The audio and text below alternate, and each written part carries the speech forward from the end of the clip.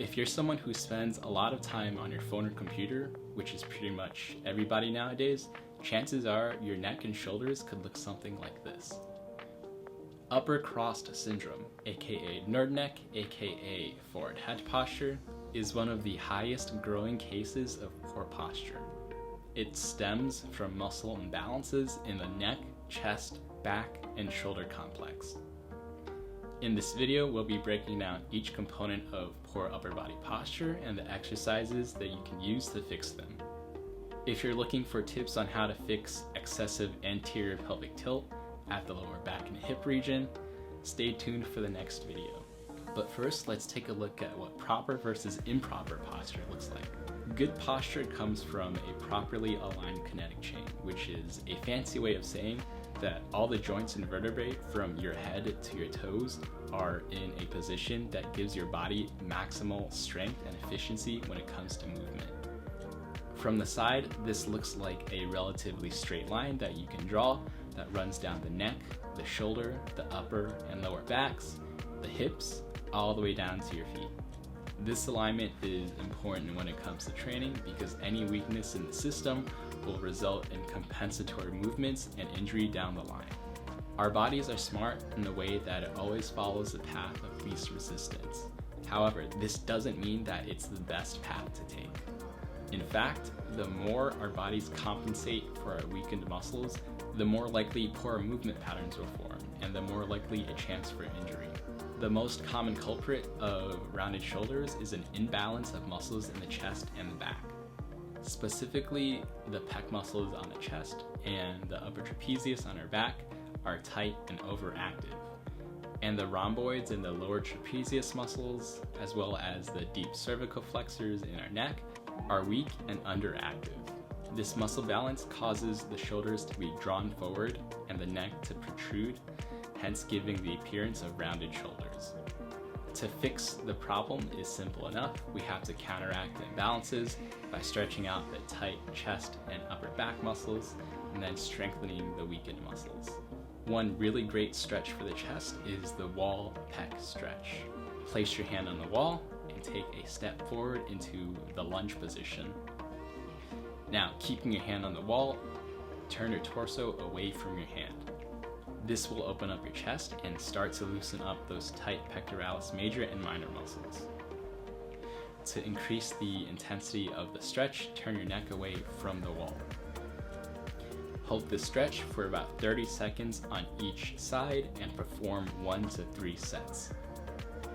Another excellent stretch to open up the chest is the pectoralis doorway stretch. Keep your chest up and step into a lunge, making sure that you retract and squeeze your shoulder blades together to get the most out of the stretch. You can also change the angle of the stretch by moving your arms higher or lower. This is recommended if you want a full stretch targeting the entire chest. Again, hold this position for 1 to 3 sets of 30 seconds, making sure to rest a minute or two between sets.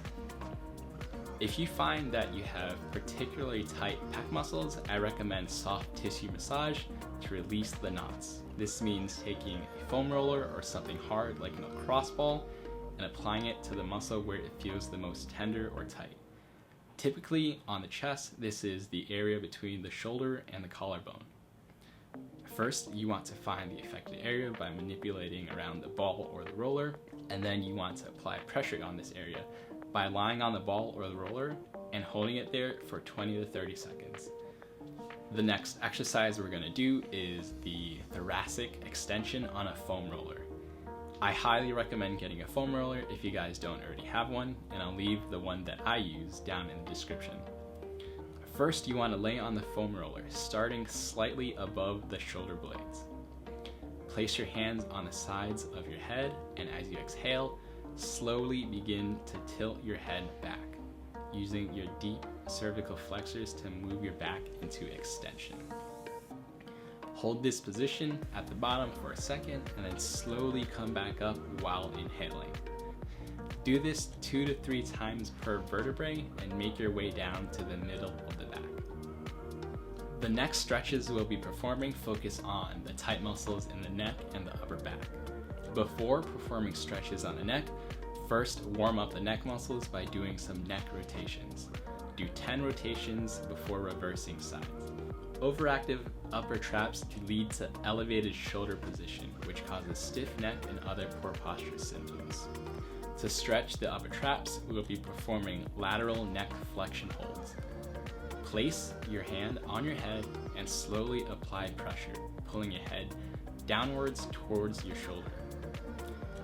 Make sure that your head is in line with the shoulder and not going off at an angle.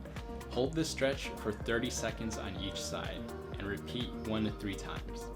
Next, we'll be performing a stretch on the levator scapulae, which has a function of rotating the scapula down. To prevent the scapula from rotating during the stretch, reach over and place your hand at the base of your neck behind the back.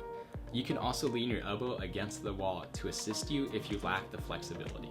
Turn your neck about 60 degrees to the side and use your arm to gently move your head down towards your armpit. Hold this stretch for about 30 seconds as well and repeat 1 to 3 times on each side. To strengthen the underactive muscles in the back, we'll focus on scapular retraction by squeezing our back muscles and bringing our shoulder blades back. One great exercise for this is the swan hold. Lie down on a mat facing the ground in a prone position with your arms by your side. Next, you want to lift the chest, neck, and head up, as well as bring those arms up, making sure to squeeze the shoulder blades together. Hold this position for as long as you can before coming down and resting between 10 to 20 seconds. Repeat this motion for 3 to 5 sets. The next exercise we'll want to perform are prone T raises. This is a great exercise to practice strengthening scapular retraction and stability. To start off, you want to lie on your stomach with your arms out in a T position, palms facing the ground. You then want to try and raise your arms up as high as you can, remembering to squeeze those shoulder blades back as if you are trying to hold something in between them. Hold this position for as long as you can and gently relax yourself onto the floor. For an extra challenge, externally rotate your shoulders so that your thumbs are pointing upwards towards the ceiling. Repeat this for 3 sets of holds. To bring the neck back into a neutral position, we want to strengthen the deep flexor muscles located at the front of your neck. To visualize the motion, take your index and middle fingers and push your chin back. You know you've done it right if you form a double chin. These chin tucks can be done against a wall or in the air. Actively retract the head and hold the position for 15 to 30 seconds before relaxing. These can also be performed for reps with a resistance band placed above the ears and around the middle of the head. When performing this exercise with a resistance band, make sure that you are not using your upper body to swing back and instead focus on bringing your head back by using only your neck muscles. Repeat this for 3 sets of 20 repetitions. If you've made it this far into the video, congratulations on having an awesome attention span. You've earned yourself a super secret, awesome, amazing stretch. This stretch is really simple and effective, and it encompasses all the drills that we went over previously and combines them all into one exercise. It's called the shoulder extension reach. To do this stretch correctly, we want to follow all these proper cues.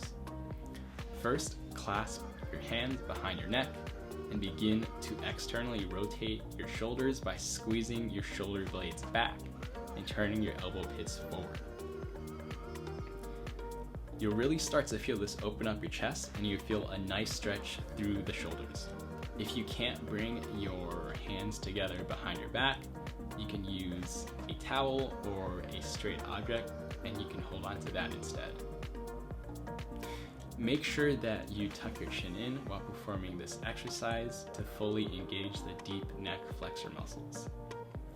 Also, just as important, make sure your lower spine is in a neutral position by squeezing your butt together and engaging the abs. This will bring the body from an anterior pelvic tilt to a more neutral spine position. So to summarize everything covered in this video, here is a following routine that I recommend doing every single day. Depending on how much your posture needs correcting, I recommend doing between 1 to 3 sets of each exercise. And remember guys, good posture is a habit that extends beyond these drills.